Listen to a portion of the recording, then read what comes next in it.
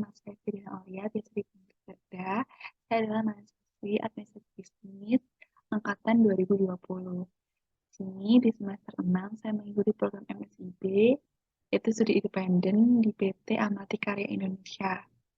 Di sini saya akan memaparkan hasil kerja kami selama 6 bulan ini.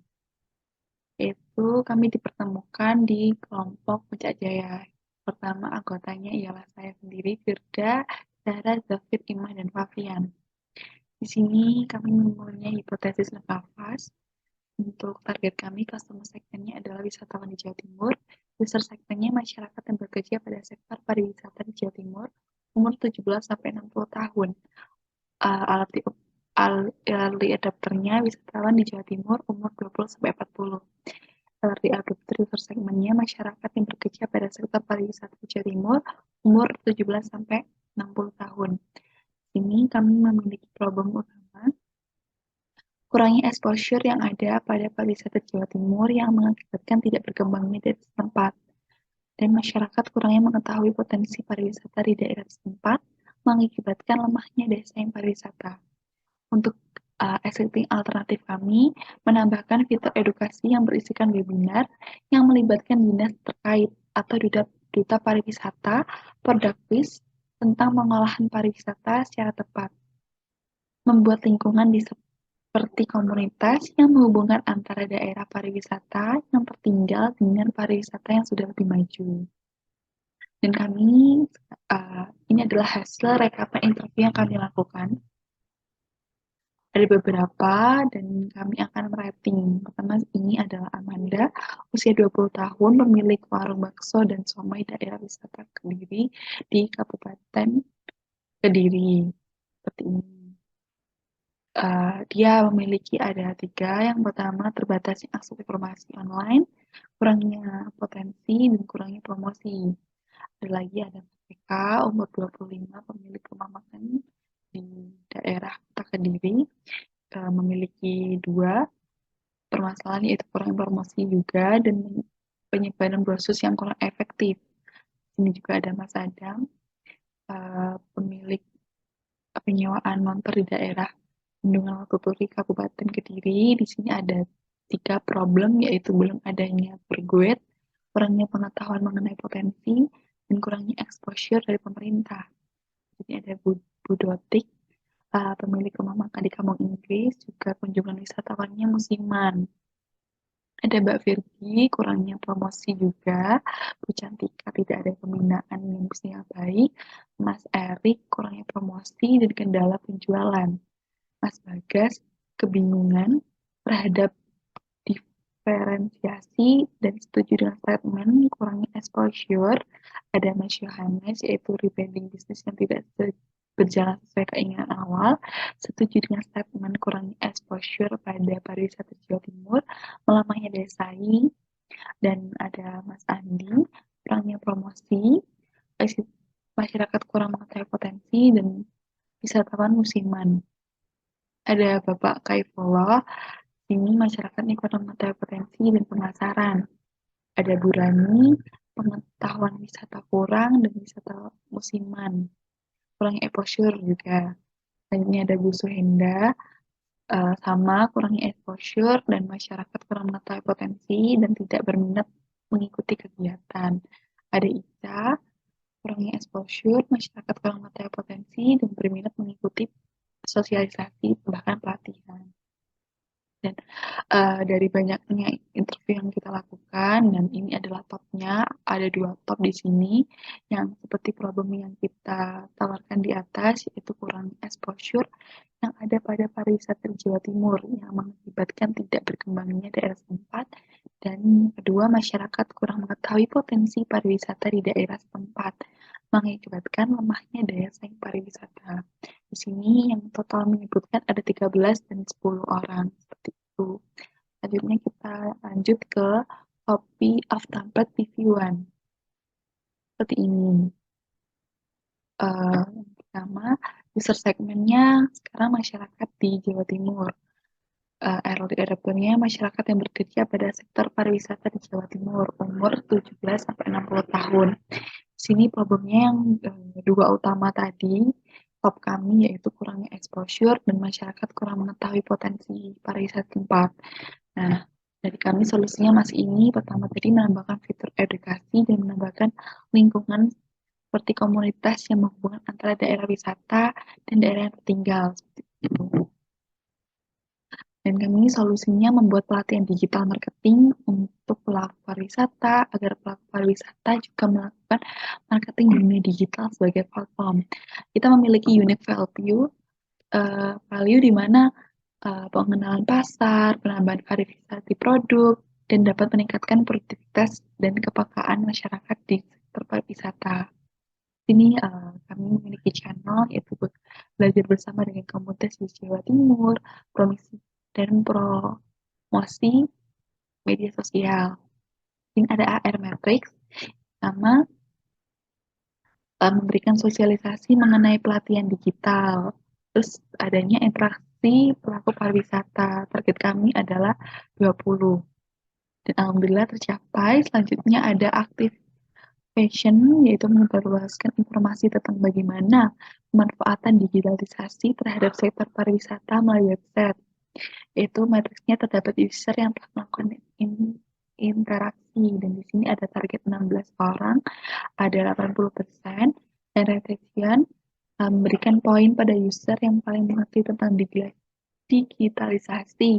Nah, di sini metriknya user yang tetap bertahan sampai dengan retention, yaitu ada 14 user terbaik, yaitu 70%. Revenue, yaitu kami memberikan desain prototipe kepada para pelaku pariwisata terkait pengelolaan prototipe ini akan dikembangkan.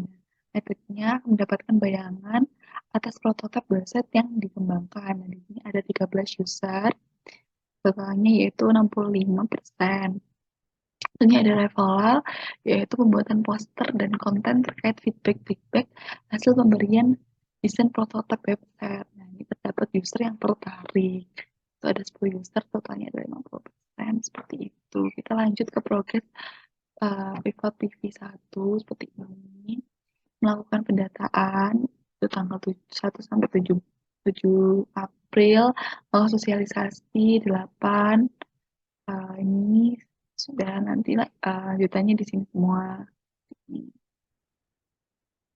Lanjut ke KPI agreement, kita di sini apa ya, patokan kita itu SDGs, dan dari inovasi kami itu masuk ke poin ke-9, itu tentang industri, inovasi, dan infrastruktur, lebih khususnya pada subpoin 9.2, itu mempromosikan industrialisasi, inklusi, dan berkelanjutan, serta 9.3 meningkatkan inovasi. Yang kedua, dengan target membantu masyarakat yang bergerak pada sektor wisata untuk meningkatkan exposure dan daya minat wisatawan. Di sini ada sumber acuan, yaitu Peraturan Daerah Provinsi Jawa Timur Nomor 4 Tahun 2022 tentang pemberdayaan desa wisata. Yang ketiga, yaitu berhasil meningkatkan skill digital marketing masyarakat di sektor wisata sebanyak 10. Dan yang keempat, bekerja sama dengan komunitas dan pemerintah yang bergerak di sektor wisata bersama dengan duta wisata. Dan targetnya kita berhasil meningkatkan skill digital marketing masyarakat di sektor wisata sebanyak 10. Lanjut. Nah, ini jadinya untuk wisatawan. Nah, di sini wisatawan Jawa Timur, user segmennya yaitu masyarakat yang bekerja pada sektor wisata di Jawa Timur, umur 17 sampai 60 tahun. Jadi ada wisatawan di Jawa Timur, masyarakat yang bekerja pada sektor pariwisata di Jawa Timur. Problemnya yang sama seperti tadi, yaitu kurangnya informasi tempat wisata di daerah Surabaya, khususnya di masyarakat tempat. Dan akhirnya memiliki alternatif. Mereka tuh biasanya melakukan alternatif pencarian Google, menanyakan kepada teman, menanyakan ke sekitar. Gitu. Dan solusinya, kami menyediakan prototipe website yang dapat menunjang digitalisasi supaya wisatawan bisa mengetahui potensi wisata di setiap daerah. Nah, uniknya kita dalam satu website sudah tercantum semua pilihan destinasi wisata secara lengkap dan menyuguhkan informasi terkait destinasi wisata secara lengkap seperti itu. Nah, unfair-unfairnya itu adanya kerjasama dengan dinas pariwisata setempat. Nah, untuk high levelnya tuh Traveloka, seperti Traveloka, cuma kita memiliki basic sustainability business compact. Seperti itu. Lanjut. Untuk yang basicnya seperti yang tadi ya, yang sudah saya sebutkan. Channelnya kita dari website kita dan promosi ke media sosial, dan revenue streamnya kita mendapatkan income dari iklan UMKM, menyediakan spot iklan dan website. Untuk KR Metrik pada PV2 ini, itu kita memberikan sosialisasi mengenai website dari proyek kita. Nah, metriknya itu ada kehadiran masyarakat. Dari sini ada 10. Lanjutnya, activation-nya kita menyebarluaskan infrastory tentang kemudahan mengakses berbagai destinasi wisata. Dan di sini ada masyarakat yang mulai mencari tahu tentang tempat atau destinasi wisata tersebut. Di sini ada 8 yang merespon positif. Dan selanjutnya untuk retentionnya memberikan penawaran dan reward menarik nih buat customer untuk mengunjungi tempat wisata dan melakukan camping lingkungan. Di sini akhirnya para customer tertarik dengan penawarannya dan ada 7 customer terbaik. Dan referralnya menyebarluaskan camping lingkungan serta ajakan berpariwisata. Ini ada jumlah customer yang menyebarluaskan ada 2 customer. Nah, di sini ada cost structure-nya dari ide website kami, yaitu pembuatan websitenya ada 2 juta, promosi websitenya 500.000 per bulan, maintenance servernya ada 700 dan totalnya 3.200.000. Dan ini revenue-nya keuntungannya dapat dari iklan. Iklan itu yang dipasang oleh travel agent yang bekerja sama itu 50.000 per bulan. Dan pendapatan bekerja sama ada 5% per paket. Pendapat bekerja sama, nah ini seperti kayak rating. Jadi setiap rating tuh ada bedanya. Ada kayak harga tertentu. Untuk bintang 1 itu 1%, bintang 2 2%, bintang 3 3%, bintang 4 4%, dan bintang 5 5%. Seperti itu. Dan pendapatan kerjasama kita menentukan negosiasi nanti, dan pendapatan kerjasama nanti untuk tiket masuk wisata hanya 2%, untuk di tiket wisata yang sudah legal atau sudah resmi dari pemerintah. Seperti itu. Selanjutnya, ini template dari kelompok kami menyusun, merencanakan sistematika pendataan, sosialisasi, penyebaran informasi, kuis, prototipe website pada pelaku wisata, perekaman data, penyebar lowongan sosialisasi. Dan di sini kami sudah menyelesaikan. Untuk KPI agreement di sini seperti yang awal tadi sudah saya jelaskan.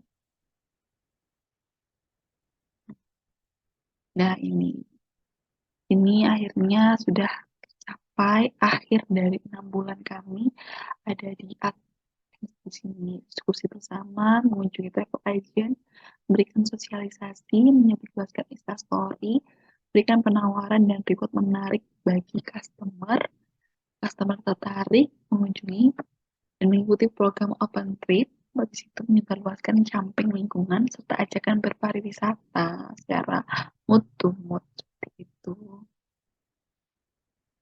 Di sini ada teksnya. Saya nanti klik seperti itu.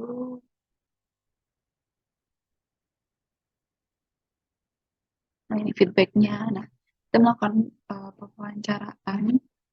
Ini ada responden 6, tapi ada ratingnya, ada yang 4, mengapa. Ini ada tampilannya, nanti proses baiknya. Ini pas memberikan juga kenapa kurang lokal dan sebagainya. Nah, untuk Mas Have yang sudah 5, berarti dia sudah setuju akan ide tersebut.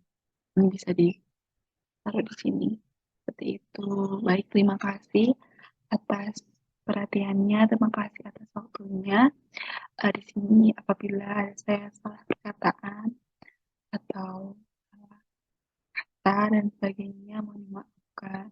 Nanti untuk setelah ini, saya akan memberikan linknya di kolom deskriptif ya, bisa sama-sama dilihat, sama-sama kok apa ya, kita tahu belajar bersama ternyata membuat sesuatu ide bisnis itu harus disiapkan matang, tidak mata-mata kita punya ide saja tapi tidak bisa dipersiapkan dari berbagai sudut pandangnya. Terima kasih. Sekian dari saya.